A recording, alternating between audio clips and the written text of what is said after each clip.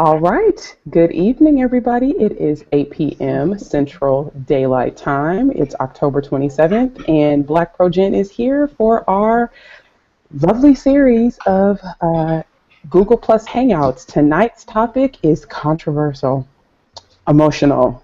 What other adjectives can you all think of when you talk about DNA? Intense. Yes, definitely intense. I think it's daunting. Confusing. There's a lot to learn. Exciting. It's liberating. You get to see your insides. Hope not. It opens up new opportunities to explore where your family members may reside. Yes, it's very revealing and can reveal things that are very unexpected. Mm-hmm. Yes, definitely. And I don't know if we said emotional, but emotional. Absolutely. Well, I would like to introduce myself. I'm Nika Smith. I'm here with our lovely esteemed panel of folks who I will have introduce themselves. We'll start with one of our newest faces here for tonight, Mr. Shannon Christmas. Just give a short introduction, let them know where you are at right now. Okay. I am Shannon Christmas. I'm currently in Maryland. I'm happy to be here tonight. Awesome. We'll go next with Miss Bernice.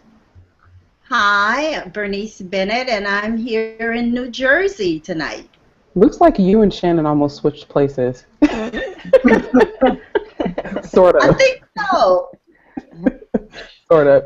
Okay, we'll go next with Ellen. Hi, I'm Ellen Fernandez-Sacco. I'm in beautiful Oakland, California. Awesome. All right, next, Miss Angela. Angela Walton Raji, coming to you from Baltimore, Maryland. Two people from Maryland tonight. All right, Linda. I'm Linda Sims from St. Louis, Missouri. All right, and we have True. Hi, everybody. It's True Lewis from Kentucky, Fort Knox. And last but not least is the lovely face that's not moving. Introduce yourself, Felicia. I am Felicia Addison in Hayward, California. California, all right. I'm the odd man out in Tennessee tonight. Usually April joins us. Maybe she will a little bit later. But who knows where she is. Her job has her all over the place. So nonetheless, let's dive in. We have a lot of stuff to talk about tonight. So question number 1, why do you think DNA and genealogy is so popular right now? That's a good question. I think that part of the interest is just the technology itself. Wasn't available not that long ago. So it's all very new and like I said earlier, it's very revealing. And so people get to take the DNA test and reconcile what the results of the test are against what they thought they knew or what they think they knew, or what has been recorded about their family. And so that can be a very exasperating process for some people because they've been told, to put it mildly, a book of lies their whole life, and the DNA test shows it, and now they're on the hunt for the truth, and it's just a never-ending cycle. I think it also fills a different kind of void for some people, especially for African Americans who want at least something that may point them to an ancestral home. There was an interesting article that came out, I guess it was about a week or so ago. It was shared in social media about how so many from the African ancestral community cannot go home. Where is home?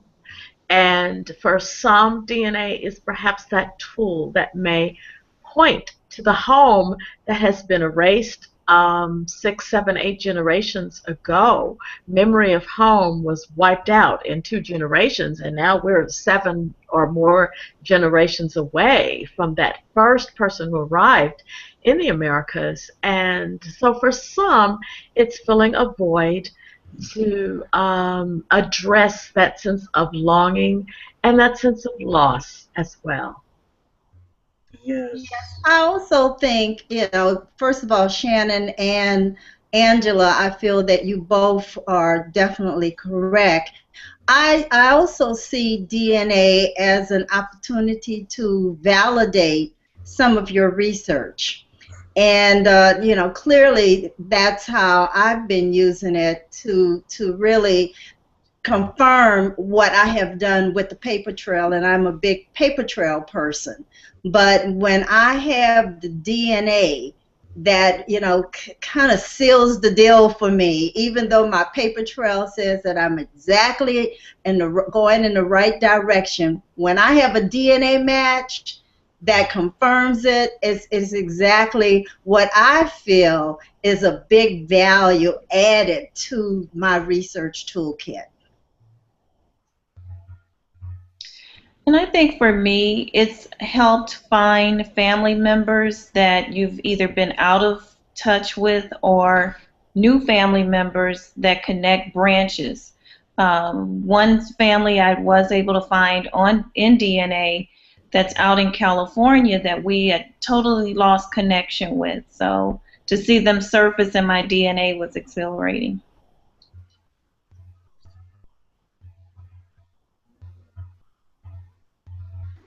All right. Anyone else want to add in? Why do you think DNA is so popular? I mean, there's another demographic of people who are adoptees looking for connections that way as well, and that presents really big challenges in terms of trying to get a paper trail reconstructed and the connection as well. So I've seen that kind of a lot of people searching on that basis also. Ellen, did you say adoptees? Yeah. Mm-hmm. Oh, okay. I didn't hear it. Okay, you're right. Yes, adoptees are a major driver of the whole genomic revolution right now, with 23andMe and Family Tree DNA and Ancestry DNA all sort of building entire marketing campaigns directed towards adoptees. It's quite clear that that's going to continue to be a major driver for the industry for some time. But I think that's a plus for adoptees to at least have another tool that can assist them, especially if they're individuals that are willing to go that extra step to help them identify their family members. I mean, I certainly have had adoptees to match with me, and the first adoptee to match with me was a success story because she has met her birth parents and the birth family. And so it is something that I personally feel that when I have an adoptee, that I want to do as much as I can to help them connect with the family. Even say welcome to the family, even though I may not even know the connection, it's still a connection to me. So I can say, here we are family. Let us try to help and find your family together. So what do you think, or what do you all feel are the particular draws for people of color? We're talking broadly here, right? We're talking just adoptees. We're talking people who are interested in maybe, the different ethnicities that may be in their running through their veins. What is the particular draw that people of color have when it comes to genealogy and DNA research? I think don't. Well, we'll have Shannon go first, and then Miss Bernice. Yeah, I was just going to say that it presents the opportunity to get over some of the hurdles that you have when you're doing the paper trail research, getting beyond the 1870 brick wall, and also getting over the lack of records for the enslaved people and the various plantations, and also just getting through all of the stories that we have been told about Native American ancestry and what that really is or isn't in some cases.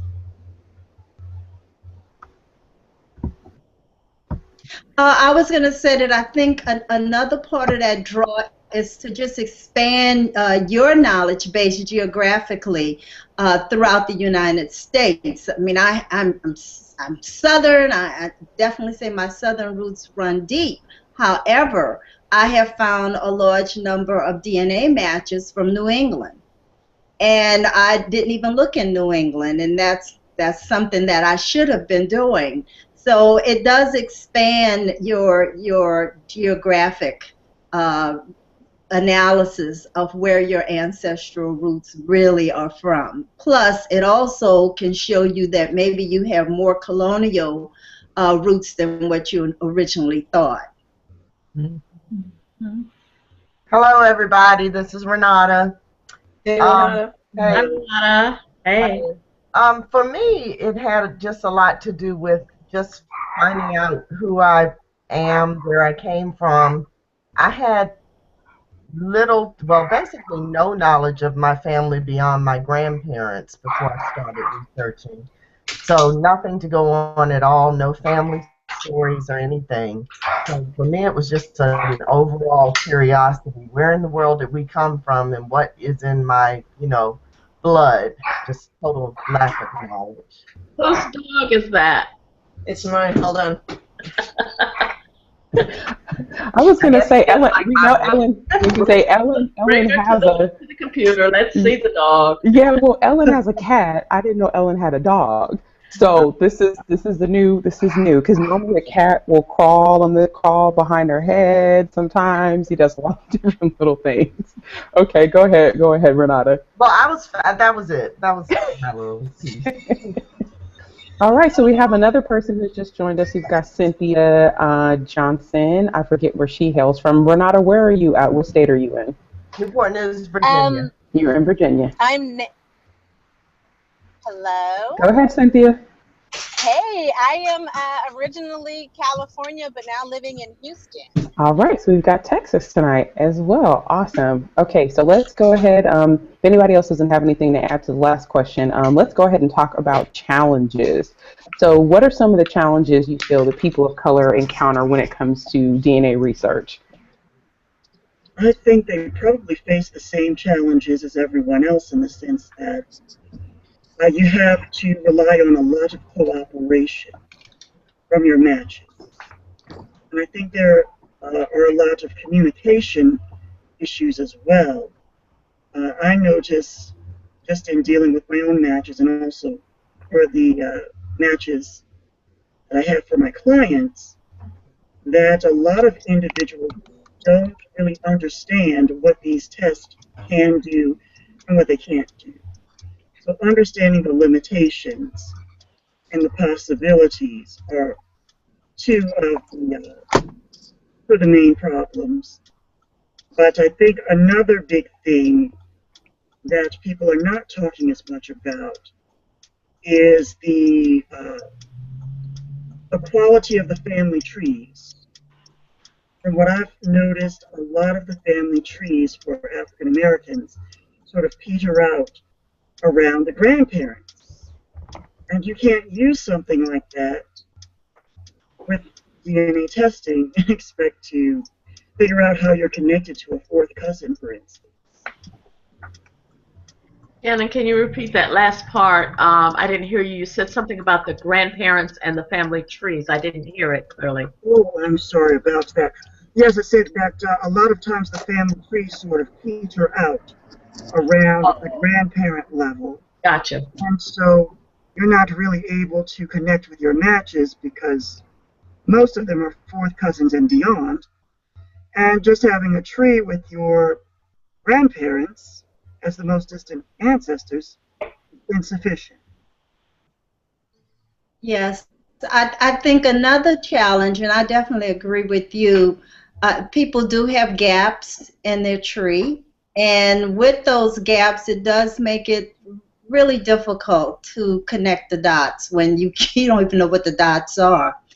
Another challenge, I would say, would be European matches, or at least those with European ancestry. You have no idea how you're connecting, yet you are showing up as fourth cousin.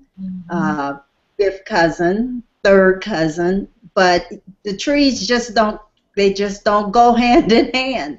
And so it's definitely a challenge to figure out what's going on. I echo that too, Bernice. And I think also another challenge is people taking the test and only interested in their ancestral makeup, what's in their DNA, and have no desire to find out anything further about their matches. You know, that's frustrating too. Yeah, not only is it frustrating, but you have people, they will get their results, but then you'll notice, and I can see it in Ancestry when people log in, they never go back. They get the results and they like disappear. Mm-hmm. And so it's extremely difficult, especially now when you can look at the matches that share matches in common, yet they're no longer there for you to even communicate. And I have seen some of my matches that have not logged in a year. And so it's like they've disappeared. And I'll write and say, please, you know, talk to me. This is my email address. And there's no response. So that's difficult. Plus, they also don't have a tree. So here I am with an extremely high match, 100% matchy person, and no communication whatsoever. And I'm just dying emotionally. I'm saying, please, although that person has the right to go in, get their results, and disappear.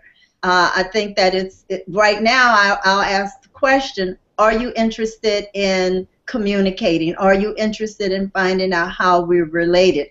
If I get a response that said, I can't figure this out, I don't know what I'm doing, so right now, no, then I know, move on. Mm-hmm. You know, but it's still difficult. Absolutely. I would say that, yeah, I would just say that, Ms. Bernice, you are not alone. And having those high matches, you know, somebody that basically says your mother and your father in the genomic flesh, and then all you see is male. Well, I'm in the process of doing other family member or my matches, their family research. I'm currently doing like 4 people. I've even put aside my own to try to get them to a level of where I can figure out if we match. Now, here's a little bit of a sidebar to that, though. Out of the people who are here on the panel, I believe everybody's done a DNA test at this point. I feel like I'm fairly knowledgeable about all of you at some level. But too much. I think I'm knowledgeable about you all. I mean, granted, I can answer a questionnaire, but I could say, I know Shannon's taking a DNA test. I can say that. I've never met Shannon in person, but I know he has. But what I mean by that is, you know, there's a fine line with building other people's trees. You know, I've talked about this. I've blogged about this before. One of the things that drove me up the wall was that, you know, when I first started doing this type of research, you know, I have my tree. I know, you know, the information that's in there, and I had somebody attempt to rebuild mine, and the information was horrible. They didn't even ask me anything. They didn't say, you know, this, that. They didn't have what was in my head. And so, you know, they had a whole bunch of people attached that weren't correct. So how do you walk that plank? You know, how do you cross that bridge, you know, where you don't want to be too invasive, or you don't want to be too helpful or too overbearing, versus not having any information. Somebody's husband is having a great conversation. Angela, I can't those. Let me mute her. Hold on. Well, for me, most of the time, the only way I do that is if they ask me to assist them. I don't, you know, just throw myself in that, because I wouldn't want anybody throwing themselves into my research, as you mentioned. But I had several people that I match that I guess a test was given to them because they had questions about me, and they have no genealogy experience whatsoever. They took a test. That's it. And then I get all of these, you know, of course you get your messages, and I noticed it mainly with 23andMe. You'll get these messages, oh, we match, how are we related? And I'm thinking to myself, I don't know, you took the test, I took the test. I mean, I have my research, where is yours? What's your mom's name? They can tell me that. What's your dad's name? Sometimes they can tell me that. Some people, we barely get through all 4 grandparents. You know, so I find myself pretty much like when I'm assisting someone else with their history, you know, just pulling back and forth on information, what they have, helping them do the research that way. And if we make it to meet mine, then beautiful. If not, I mean, I can get irritated by it or simply say, okay, I'm glad I helped them this far. And, you know, eventually, if it's, you know, as we know with the ancestors, if they're meant to be seen, they will be shown. So, you know, we'll work it out at that point. But I'm working on a lot of other people's research at this point, trying to help them get there. Yeah.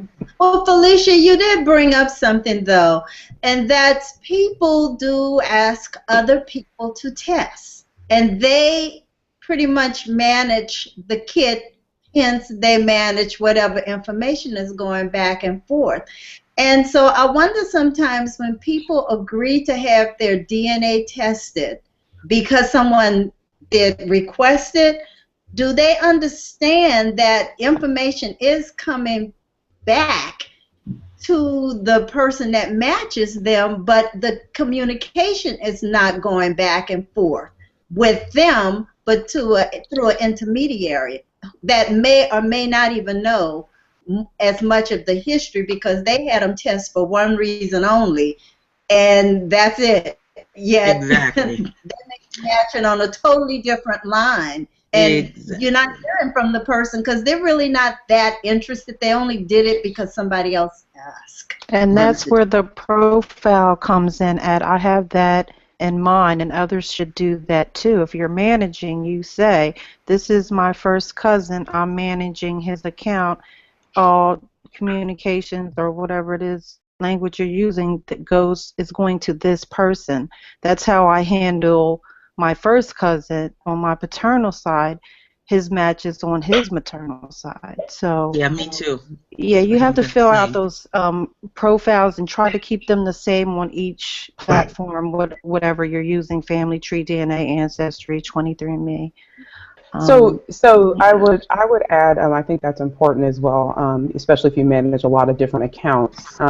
Just to something else I would also add in there is if you're using a service such as GEDmatch, any kind of third-party tool, if you're using usernames, make sure that your usernames match up, because oftentimes when I'm going in, you know, and I'm managing a million different profiles, and you know, I'm looking and I can tell on GEDmatch that somebody's got an ancestry test, and I'm trying to find them on Ancestry, but they are Honey Boo Boo on GEDmatch, and their name is like Ronald Smith on Ancestry. I can't search for Boo Boo as a last name, you know, or I can't search for a user unless the user is Honey Boo Boo.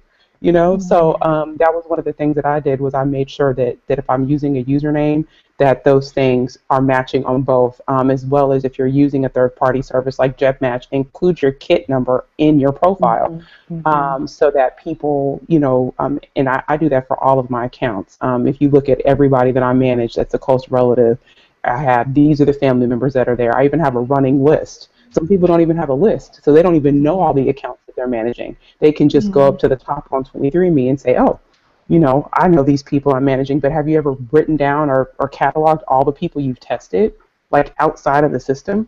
So then that way you know, I have this line, I have that line, I have this line accounted for.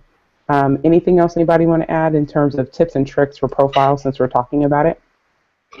Yes, I would add that it's very important on GEDmatch not to just upload your raw data, but also to upload a GEDcom to GEDmatch, so that people can see your tree on GEDmatch without having to do all of this super sleuthing that we typically do on Ancestry.com and Family Search and Google and all of that before we get to see who your ancestors are. So don't just upload your raw DNA data, upload to GEDmatch. And that the same goes for 23andMe. A lot of people are just testing and not adding trees to 23andMe. And I know that that's challenging because they now have the MyHeritage system, which is hit or miss depending on your preferences. But the same is also true at Ancestry DNA, unfortunately. One would think everybody would have a tree on Ancestry DNA, but more and more people are testing and not including a tree as part of their results and not attaching the tree to the results. And so it's just like, okay, at Ancestry, I don't have access to the matching DNA segment data, and I don't have access to your family tree. I just have access to a nickname and in some cases a photograph. And I think that's another thing too. People need to de-emphasize the photograph part. Because I'm tired of looking at lots of high-resolution photos, but I can't see a family tree. I can't do too much with a photo, except do a right-click on your photo and search Google using their facial recognition software and see if you have other profiles elsewhere on the internet. Find out your real name, or if you're using some other name that I can type into ancestry.com and maybe find a tree for you somewhere else, etc. So I see that I'm rambling, but hopefully I covered enough tips to be helpful. You know what, Shannon? I was about to say, Shannon was over there preaching for a second, talking about people with pretty profile pictures and no substance. It's like, you know, it's like the Amber Rose or Kim Kardashian of DNA testing. I'm pretty much covered, but I do need to take care of that GEDCOM one GEDmatch. But same here. Other than that, I do have my stuff on GEDmatch good. So yeah, that was one I had forgot about the GEDCOM myself. Another thing I find frustrating is on GEDmatch is to have a high match that upload to gedmatch.com and doesn't put an email address on there. And so you can't contact them. You know, I find that frustrating as well.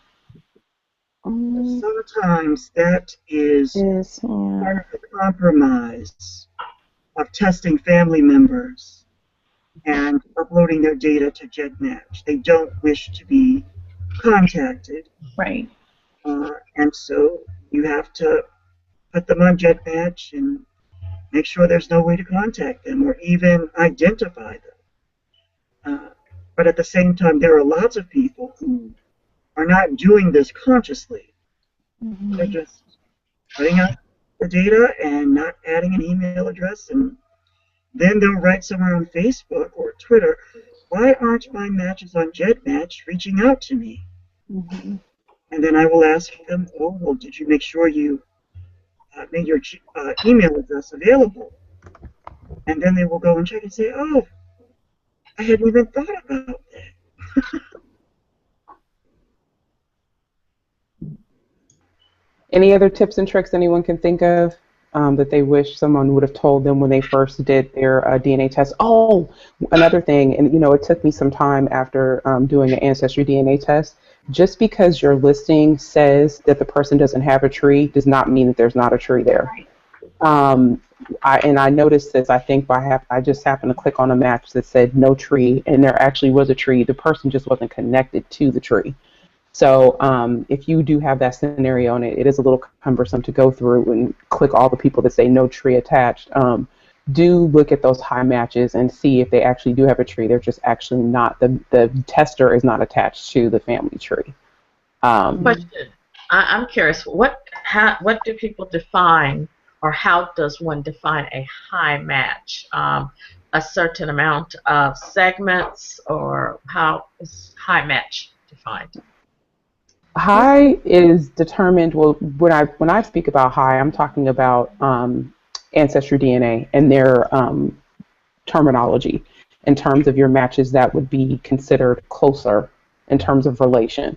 So 23andMe, you know, when you go through your results, I know you've tested through 23andMe, Miss Angela, you know, it's automatically, when you're in DNA relatives, it's defaulted to sort on relationship. So the people who are more closely related to you are going to appear at the top of your list right when you get to that screen. Ancestry is the same way, but there's an additional little bar underneath that says a confidence level of your match. So it could be very high, good, moderate. I haven't even seen low because I'm not even going that far down. My list is too It long. actually stops at moderate, but it starts at extremely high. Yeah. Yeah. And Yeah, then that's why very I'm asking, high, and then what is high? high. In 23andMe land, what is a high match then? Well, I can say, you know, the first cousin I discovered, the half first cousin I discovered was considered extremely high.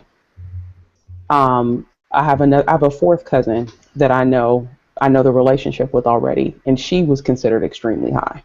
But then there are people that I share maybe 9 or 10 centimorgans with that I've identified that on GEDmatch that come out as good. You know, I think it depends on their algorithm, actually, what they put in there. But Shannon will probably be more the expert on that because that's just from my trial and error. Mm-hmm. The MRCA, it kind of gives you a clue too. I know in the beginning I used to depend on that a lot on 23andMe. So Mm-hmm. I always consider anything four and under is a high match to me. You mean 4 centimorgans and higher, or no? Oh, fourth cousin, so Fourth your cousin. most recent Okay. common ancestor. Okay. Yeah. Okay. So true But it considers does. anything It's 4th and higher. I'm the yeah. same way too. I use both of them. The CMs, you know, and the MRCA. I compare both. I use both of them at the same time when considering who's a high match. But I know Shannon can break it down better. Well, it does depend on the person, Yeah. and it also depends on your own personal experience in terms of what your list looks like. Like, for instance, there are tons of people who don't have anyone who is a predicted third cousin on their match list anywhere. Mm-hmm. And then there are people who have tons and tons of second to third cousin matches all over the place. So what I consider high for myself personally is anyone who is a third cousin or above. Mm-hmm. And I have a number of those at both 23andMe and at Ancestry DNA, but I'm probably more excited about seeing them than they are about seeing me in most cases. But yeah, I think that's the big thing, is realizing that everyone's experience with the various tests is going to be a little bit different based on what population they're from, and how that population is reflected in any of the given databases. So I hope that answers the question. Yes. Yes, that was good. So in terms of connections and making connections with new cousins, in particular those who would not check the same racial designation box as you, how has that gone for everybody that's on the panel? And would you consider connecting with people of other racial designations or ethnic groups to be a brick wall when it comes to doing DNA research? I'll start. I would say I've connected with several of my European cousins, and have actually built a good relationship with one or two of them. But that wasn't really, wasn't really my goal. My goal is to try to find out more about my African American and mulatto ancestors, who are the mystery. So the cousins I have that are from the majority race, they have lots of history, recorded history history that they can just spill out and spew out, and through them I have been hoping to find out more about the people of color that are my ancestors, but so far that hasn't, it hasn't brought gold yet. But so I consider them friends, and I consider them cousins, and we enjoy each other, and we work together on the history. Some of the family that Shannon and I share, Shannon and I are DNA cousins, and we share some ancestors, and they're very open and helpful, but it's just not leading me to what I really, am out to find out more about. Some very elusive ancestors of mine. Before the next person answers, if you're related to somebody else on the panel, raise your hand.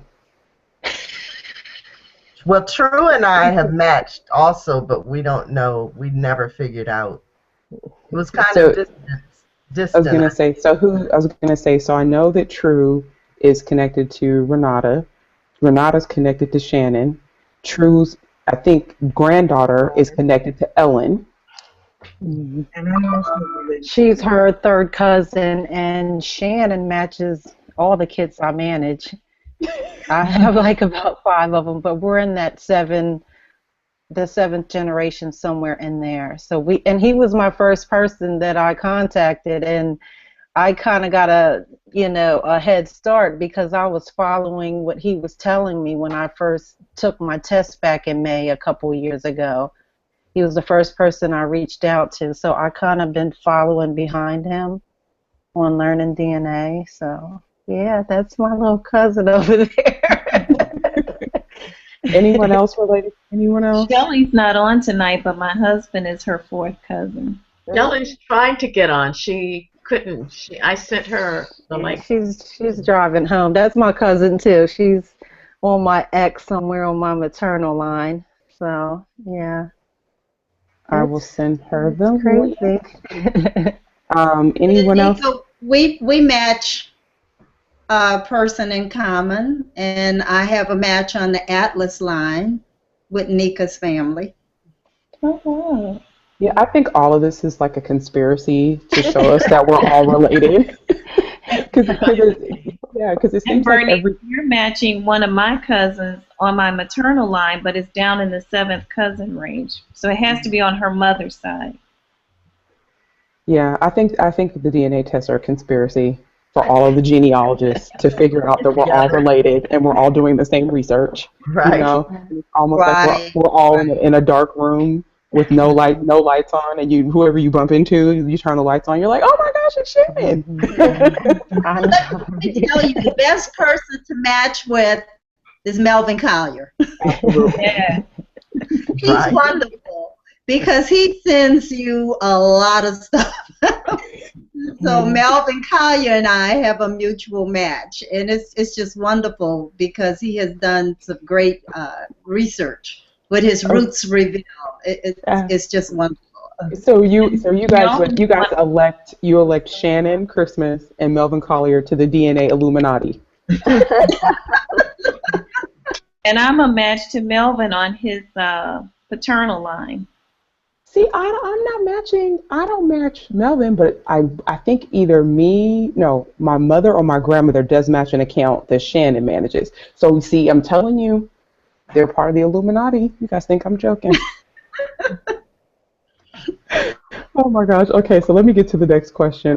Is anybody? Wait a minute. You didn't finish the last question, and I wanted to say something about connecting with the European. Oh yes, let's finish talking about that. Absolutely. Right.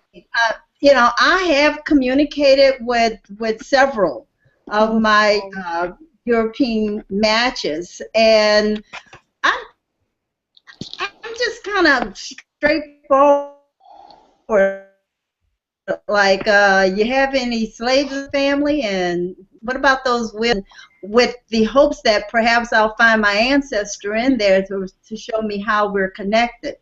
I found those that have been willing to talk to me are very open and the information has been very good information. But I'm still trying to connect the dots. You know, it is definitely a big puzzle as I to have a how I'm related to some of the individuals. Yes.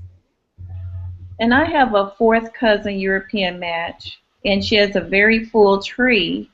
And she was excited when I reached out to her and we connected on the telephone. So when she found out I was not of her persuasion, she no longer wanted to talk. So, Oh, that's too bad.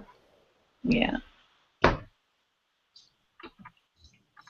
I guess my situation has been somewhat unique then, in the sense that I found it a bit simpler, or a bit easier in many cases to find out the most recent common ancestor shared with many of my European matches.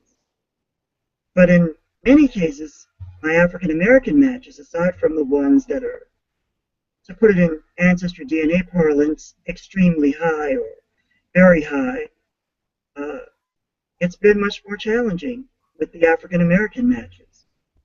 And what I find out when I finally do find the common ancestor shared with a lot of my African American matches who are more distant is that the common ancestor is not an African or an African American. It's a European American. As with us. Yes, as with Renate. I was just about to say that's actually been the case for me. I actually have a cousin who I've met in person a number of times. In fact, she actually started coming to a conference that I've spoken at, that Miss Angela speaks at, that Miss Bernice speaks at. We've spoken there for the last few years on the Southern California Genealogical Jamboree. And she is Caucasian, and she's amazing. She comes to all of our talks. She's there. You know, she does amazing things. And I have two big chunks. It's really cracking off on my third chromosome for some reason. It's about 15 people that match all in the same segment. So I'm trying to figure out who these people are, that we all inherited their DNA. And then I have another segment where it's another 15 people. And I'm the only little chocolate drop in that group. So I think all these things that we're sharing are important. I think for people need to realize that, you know, there's going to be you know, challenges to any group in particular with working with DNA. So let's talk about outrageous stuff you've experienced in terms of your DNA search. What are some of the more outrageous things you experienced or you've heard others experience when it comes to DNA research? We've had, I think this week, 23andMe published on their blog some research that CeCe Moore had done where these two women figured out that their grandfathers had been switched at birth. That's because one was supposed to have this particular ancestry and the other one was supposed to have, and neither one of the granddaughters had that when they took the test. So what are some of the other kind of outrageous things you've heard outside of you are not the father? Oh, well, one, or rather two episodes involved a sort of you are not the father situation, but it was for like two generations in one family, or two generations in two different families. So someone took the DNA test, found out their father was not their father, and then their biological father was also the product of an extramarital affair, and the biological father does not know that.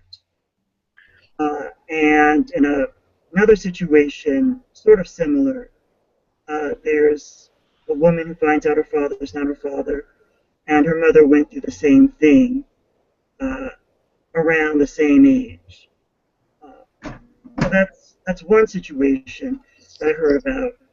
Another really crazy one involved a family that very quickly found out how they were related after taking the DNA test. Or I should say matches found out how they were related after the DNA test.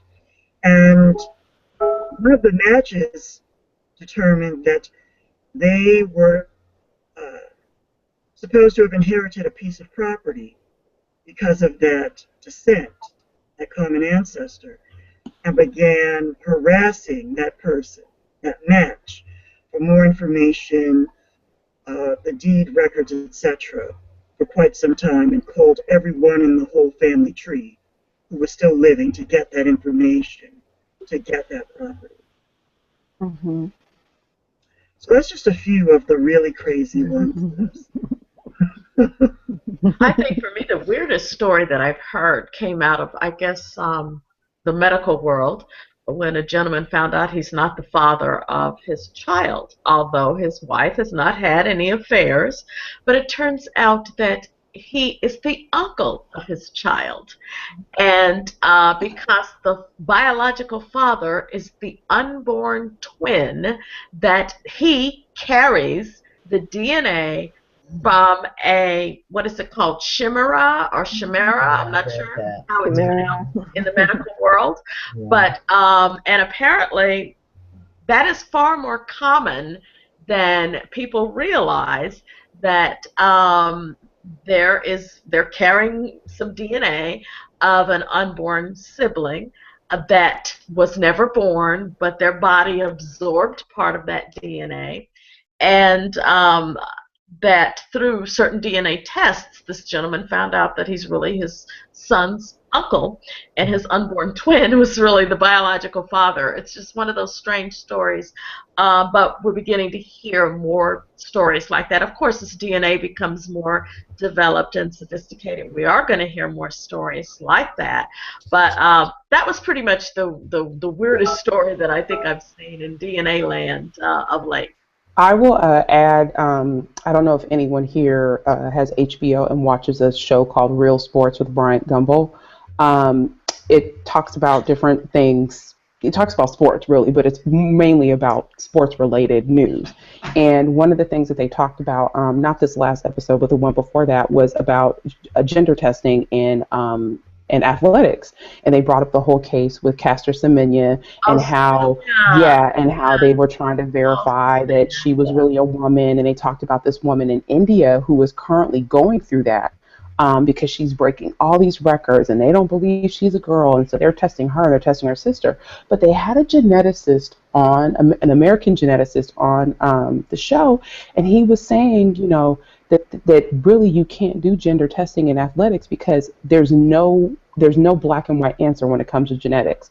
Some people can have, you know, a woman can have 3 X chromosomes, or a man can have 2 X's and a Y. Like that, it's not very like straightforward. It's not very black and white because you're going to have these anomalies. So to say that you're going to test someone and if they show characteristics of being male but they are female outwardly and through all the, you know, the checks and stuff that they do, you're never going to, it's never going to be foolproof. And when I saw that, I said, oh, so what about the people who are on my list who appear, you know, maybe appear female, who have both, you know, a male and a female haplogroup, right? They could be transgendered, or it could be a scenario where they have characteristics of both genders in their genome.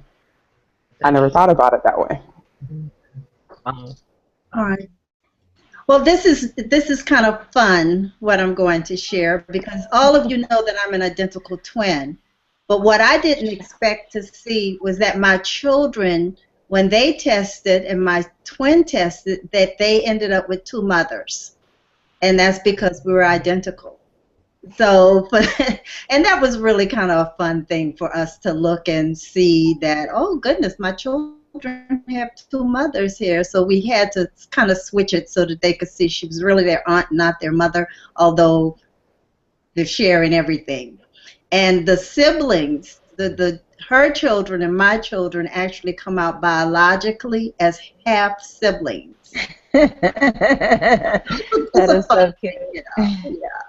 If you all had married twins, you would probably come out as whole. They would come out as whole siblings. Wouldn't that be something? Bernie, when you shared that before, I know my twin and I are fraternal twins, but I was curious as to how our children would turn out. Very different, probably. Yeah, probably as the way siblings, children would turn out. Yeah. That's interesting. I think for most of us, the story we've heard is and this has been my experience with people, that I know as friends and family, where everyone was all excited, let's get the whole family tested, and then the results come in, and there's zero shared. And there's a lot of emotions attached to this because if you've been told your entire life that your father or your grandfather is insert name here, and then you do this genetic testing, some of the old folks would say, just let the sleeping dogs lie. Why'd you have to drudge all that stuff up? What do you all feel in terms of ethics, in terms of, just us being family historians? What do we owe to our family members that we're doing these tests to? Let's say you have a family member that takes a test and you discover that they have no relation to you. What do you feel is our responsibility as family historians, genealogists, whatever, to disclose that information? And when you say no relationship, of course, you're saying biological. Biological. I'm not talking, fictive, emotionally. There's still a relationship there. Absolutely. And so I think that one of the things everybody needs to understand with DNA is that it does not lie. And sometimes some of the results may come out that are not comfortable and not what they expect. And then I think you should talk. You have to communicate. You have to say something. I had a situation of which I had to talk, and it took me a long time just to talk to one of my DNA matches to feel comfortable about what I had discovered with the DNA. But we came to a point where we both agreed that it was a good thing. But I didn't just kind of jump in there and say, do you know what I have just found? No, I didn't do that. I took it very slowly, and I dealt with the emotional part of it because I knew that it was emotional. And I think that we have a right, everybody has a right to their own information, and they also have a right to when they want to hear it and how they want to respond to it. And we have a responsibility not to jump in and just give it all out. We should take it slowly. I mean, that's just my opinion. I think we should take it slowly when we discover something that may be controversial or very upsetting to the person. I think that's a very good point, Bernice. I think that also we have to look at the circumstance on how that person came to be tested. If, for example, this is a person whom you finally just had to convince, oh, come on, give us a sample. We just want to find out about the family. This person is not interested in genealogy, as we are always shocked to find out that the rest of the family doesn't have the passion that we have.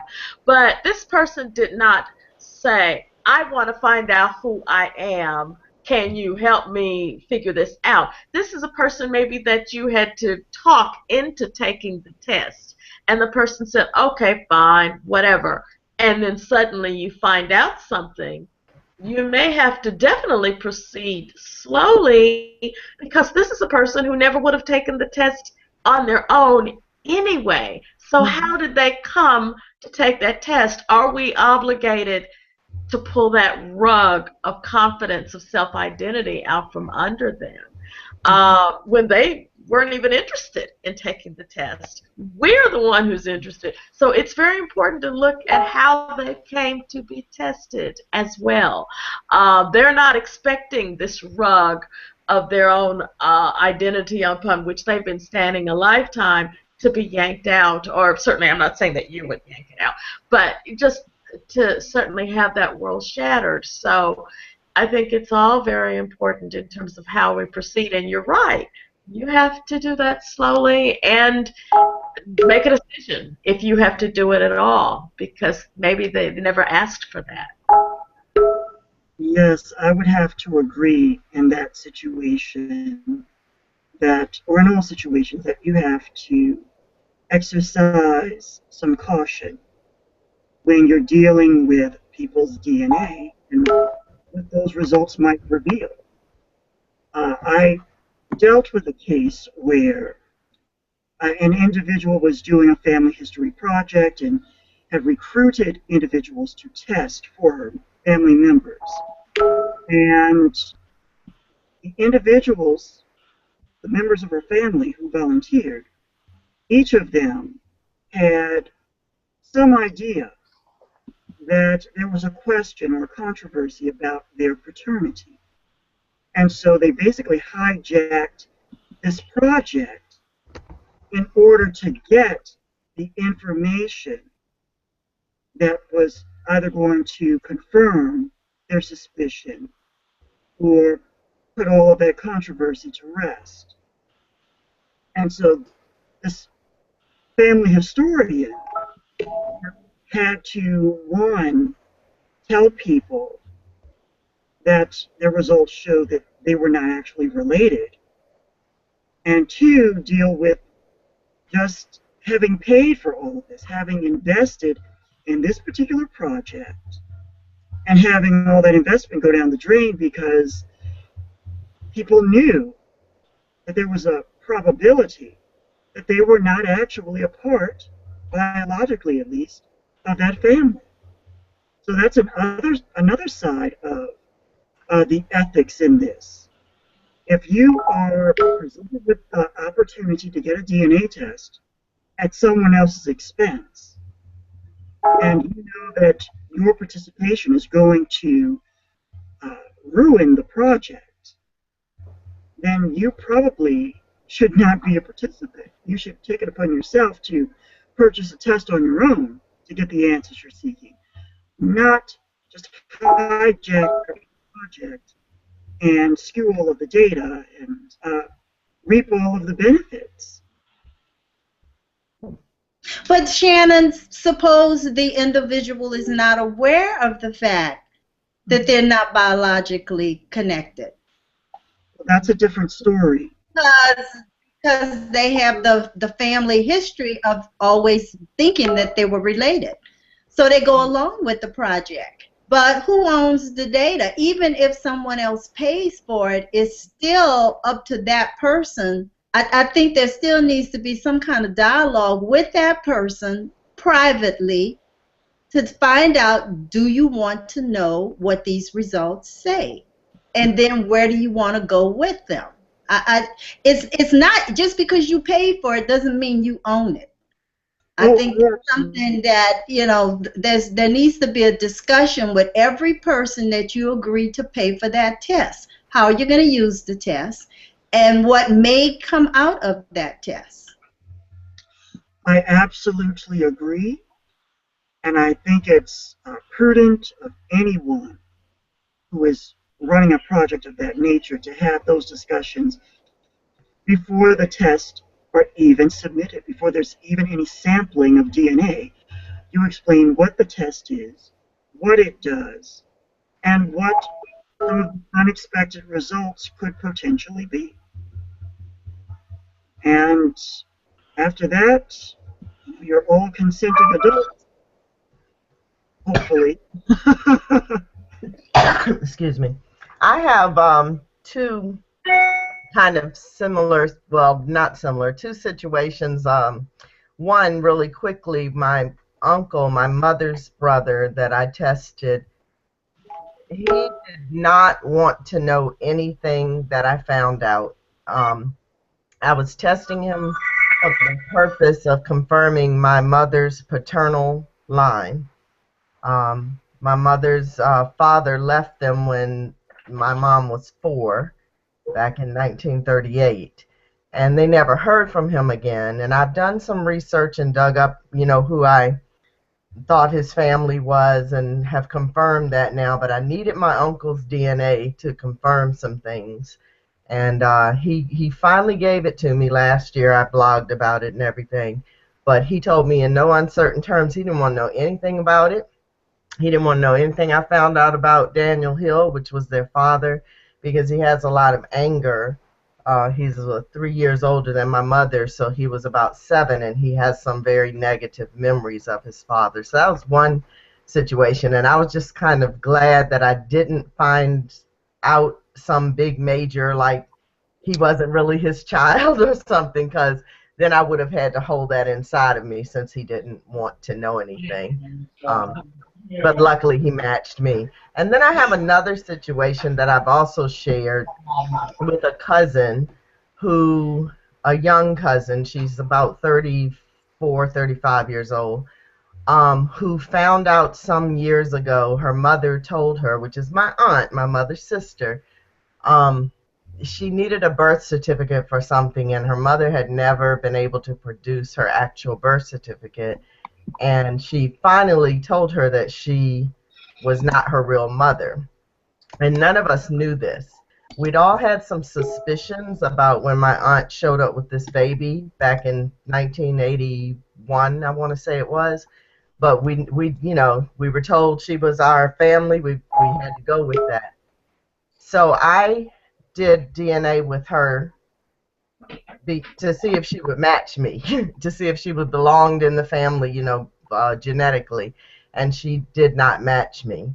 So I had to share that or confirm that for her and share it with other family members, and that's been, difficult because my aunt will not tell her where she came from. We don't know if she stole her. We don't know if she was black market baby. We don't know where she came from. So we're, just hoping for some matches for her, but nothing close has come up yet. So those are just kind of two awkward situations I've dealt with testing family members.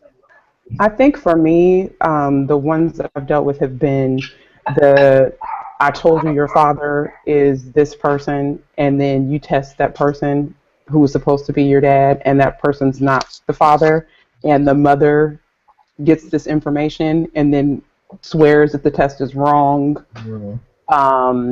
There's no way, I know exactly who it was supposed to be.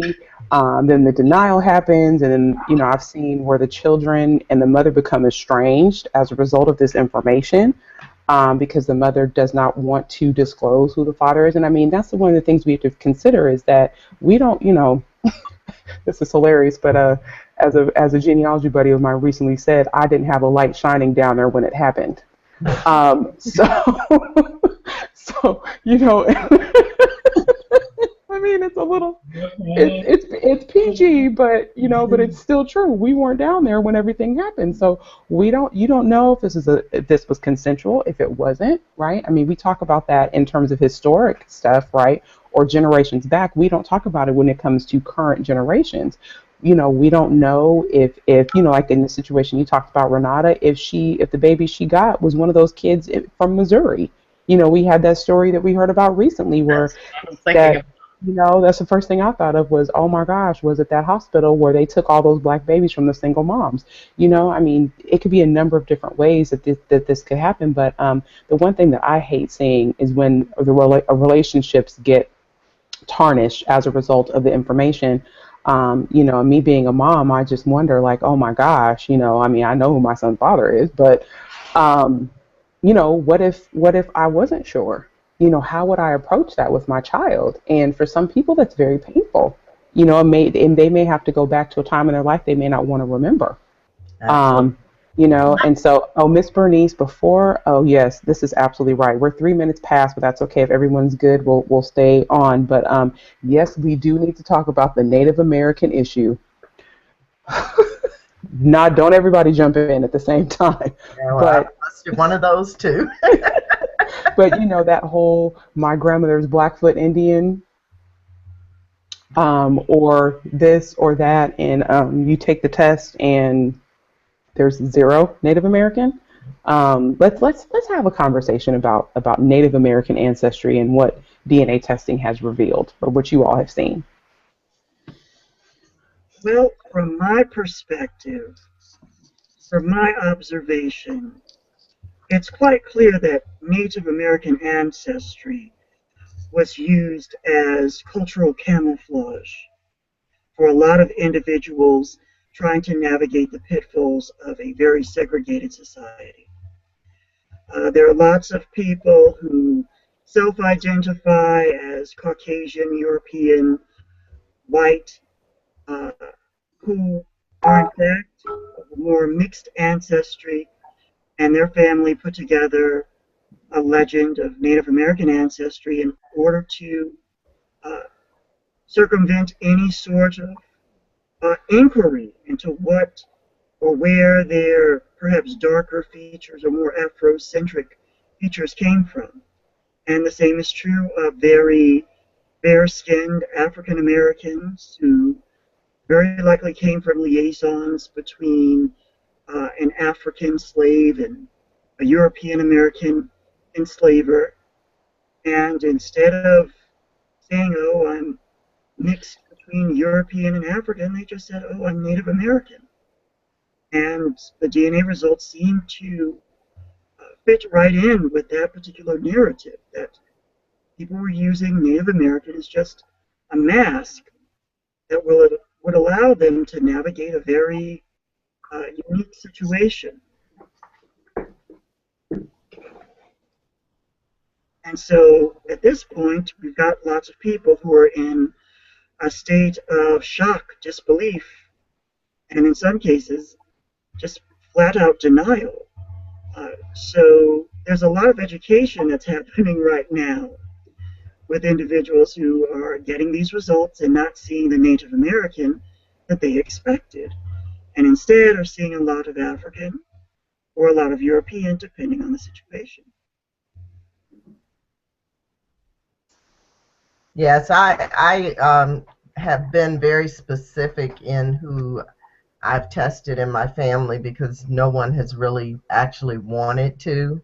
So I did have a family story that came from my now 96-year-old cousin, Florine, that our oldest known maternal ancestor on that line, Anna Green, that her mother was supposedly a full-blooded Indian, but you know, nothing I was finding was supporting that. So I found a cousin on the maternal line. I've never even met her, but I was able to get her to test, and the maternal line comes from Africa. So I disproved that and had a difficult time with not so much Florine, but with some of her closer relatives who also had heard, hey, Shelley, had also heard that story. But they've accepted it now as fact because the DNA does not lie. And the young lady did match me, so I know she's really my cousin. So. The same thing happened in my family. When I first started doing this, a lot of people were trying to figure out, what are you trying to figure out with this? And I told them, I just want to know the truth. And so I had a lot of people tell me that, you know, we come from thinking that Memphis area is the Creek or Cherokee Indians. Each time I heard the different story, it was a different set of Indians. So when I got the test results for myself, I had, and I'm looking at it right now, it was 0.9% Native American.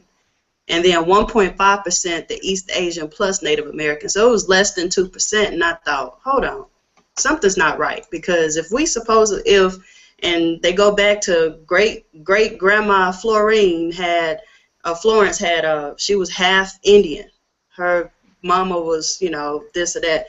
And so I'm thinking, for her to be that, I'm, you know, not even 2%, something's not right. So I got my great uncle tested, and he showed up about 33% European and about the same percentage of Native American as me. And so that told me right there that nothing that they said was true. You know, this was just all old wives' tale. You know, everybody had false information. So I went around and I started spreading the truth to people, and they were in denial. So then I break out my iPad and I show them, here, you know, it's almost 2% Native American, 33% European. And the mouths just dropped, because to have to deal with the fact that you're probably more related to Princess Diana than Pocahontas. Not right here.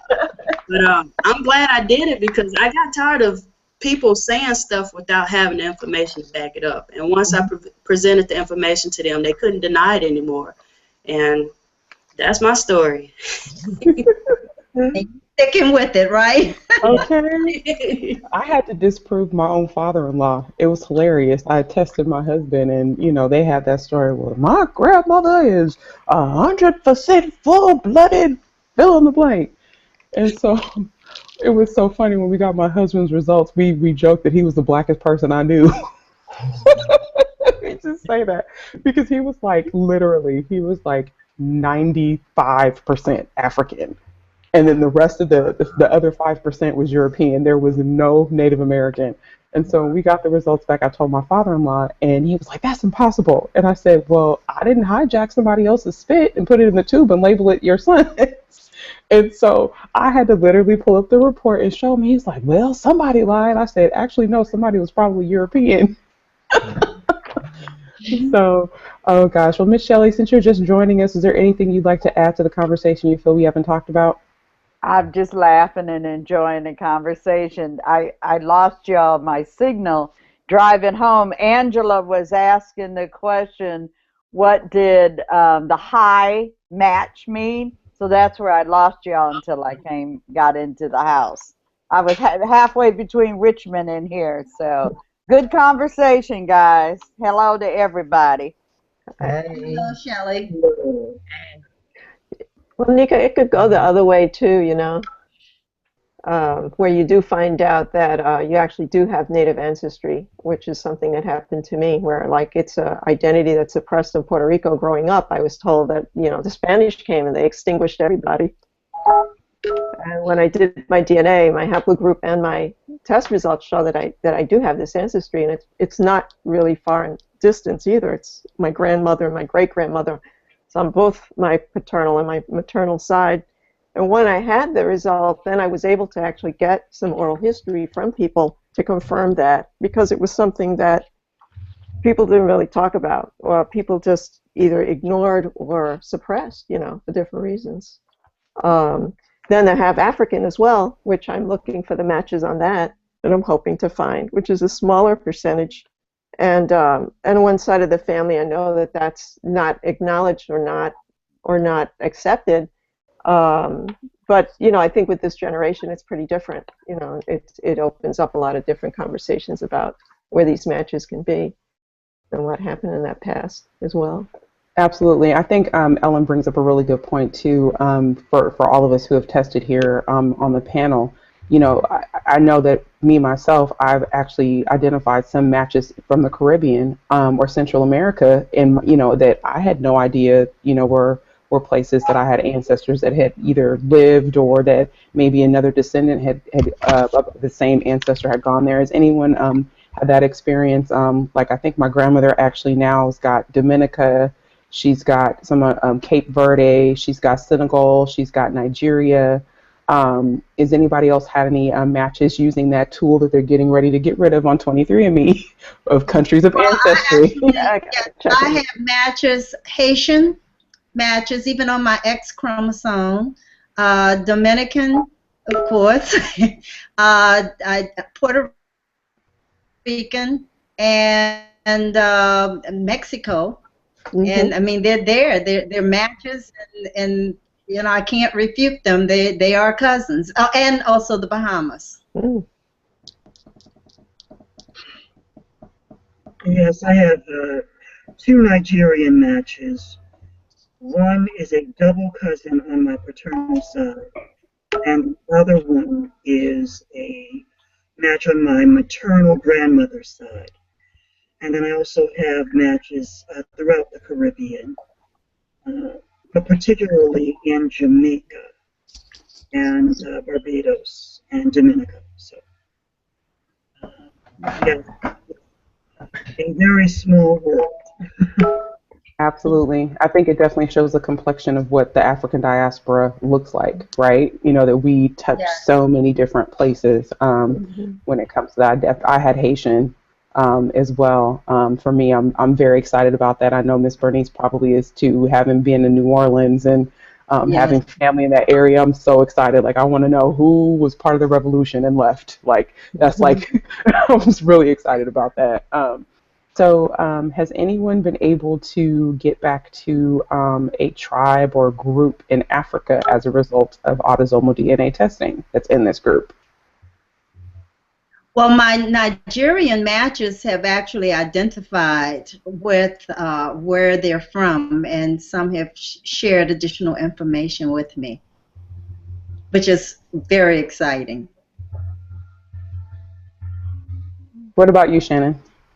Yes, same here. My Nigerian matches are of Igbo and Efik ancestry, but one in particular has made it very clear that her ancestors hailed from other ethnic groups as well. And then I also had a very interesting match out of Liberia, who is actually what they call Americo-Liberian, and is a descendant of someone who got swept up in the Back to Africa movement here in the United States several generations ago. And one of her ancestors was actually a president of Nigeria. So I'm sorry, Liberia.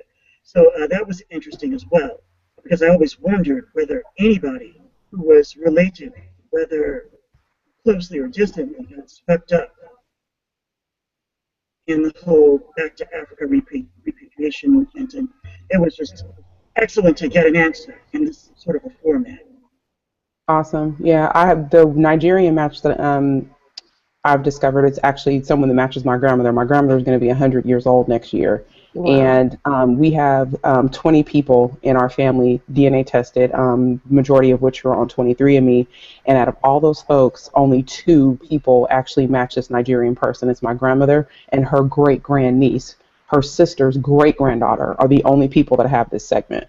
And so the match was so excited. She went and got more family members tested so she could figure out which side, and apparently she's tested more people over the holidays so we can go even further. And I'm like, go, go, go, go, go.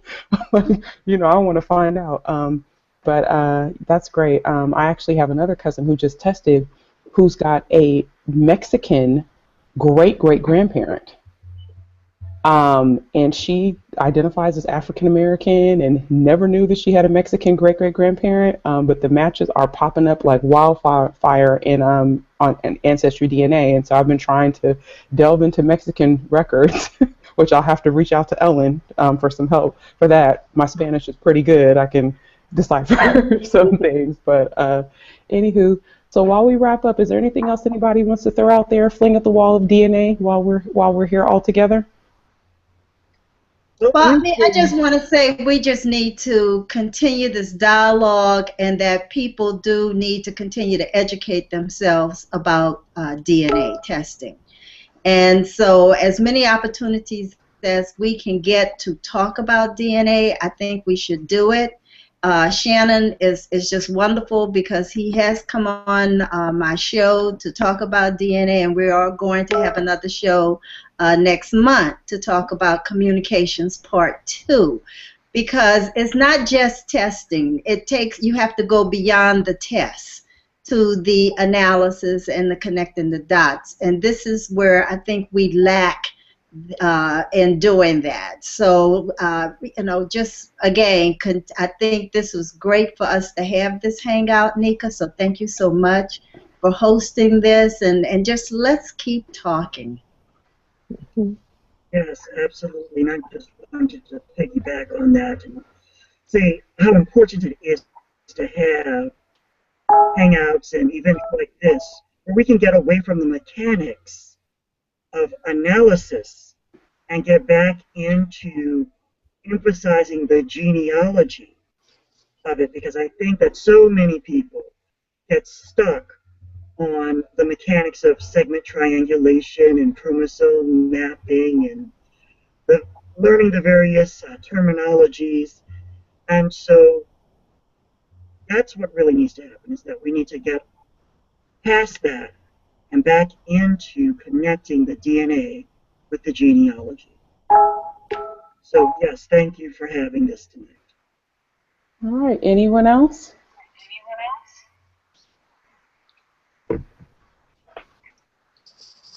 A quiet group. All right, everybody. The next Oh, sorry. Sorry. Well, the next hangout we're actually scheduled to have is going to be on November 10th. We want you to fling your brick walls at us, and we will be like the women of Brewster Place with pipes and other things trying to hack our way through. We'll do that Semino chop. Exactly. I was going to say, Women of Brewster Place, if you've never seen it, if you're younger and you're tuning into this, just YouTube it. It's a very famous scene. It'll probably be coming on Lifetime at some point during the holiday season. At the end, it's a very climactic scene where there's a big wall between the neighborhood and the other side, and the women, it's in the rain, and they start hitting that wall. So we are going to make a effort to Women of Brewster Place, your brick walls. So reach out to me, reach out to some of the other panelists, blogs, Twitter, Facebook, and give us your brick walls so we can try to work those things out. We'll be doing those on November 10th and November 17th. And then we're taking a break for the holidays, and then we'll be back in 2016. We have a list of a lot of great topics that we're going to discuss during our BlackProGen Hangouts. If there's something that you would love for us to discuss, make sure you get a note to us to let us know that you want to talk about that particular thing. We have a lot of great things that we have on the table as conversation pieces. Number one being the Finding Your Roots coming back, and the next season of that happening. We have been having hangouts to have a dialogue. You know, I know all of us have that family member that cares nothing about genealogy. So when we're yelling at the television because something was said, or you know, we're like, that's not true, or wait a minute, I don't understand that. This is a space for us to be able to, you know, do this. So anywho, thank you all so much for joining us from Maryland and Tennessee and Kentucky and California and Virginia. And see you again on November 10th. Have a good night, you everybody. Good night. Take care, everybody. Good night. Good night.